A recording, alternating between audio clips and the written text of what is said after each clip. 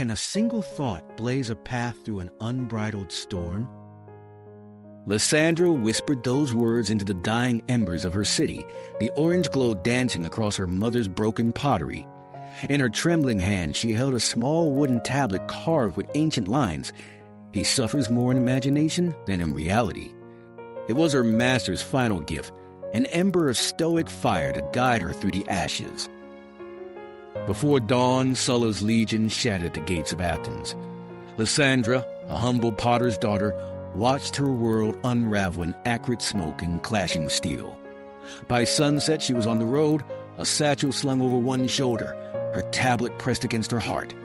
Every mile lay heavy beneath her sandals, every face in the crowd a pale echo of loss. Yet even as hunger clawed at her belly and doubt whispered she was alone, the words on the tablet pulsed like a heartbeat. Night after night, she camped beneath a sky broken by thunder. Rain pelted her cloak, turning dust into mud. Wolves howled at the edge of her campfire, bandits circled in the shadows. Each time fear reached for her throat, she repeated quietly, "The impediment to action advances action. What stands in the way becomes the way." With each echo, she felt her pulse slow, her hand steady. On the 40th day, betrayal struck. A fellow refugee, once a friend, stole her satchel and fled into the dark. Despair rose in her chest like a tidal wave. Her tears mingled with the storm's rain. But in that moment, Lysandra remembered another teaching.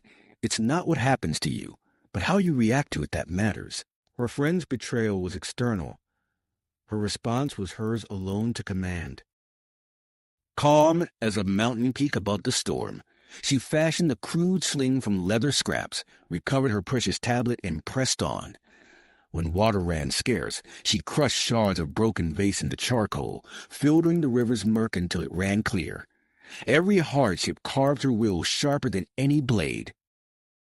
At last, the Adriatic salt breeze greeted her. She stood on a rocky shore, toes curling into smooth stones. In the tossing gray waves, she saw her reflection, not a victim of fate, but its companion. She raised the tablet to the wind and let the final words carry on the surf. "Amor fati, love your fate." She exhaled the weight of fear and watched it dissolve into foam. Lysandra settled in a distant village, teaching mothers and sons to shape clay and shape their minds. Under her fingers, raw earth became vessels of purpose. To every student she whispered the Stoic secret: no man is free who is not master of himself.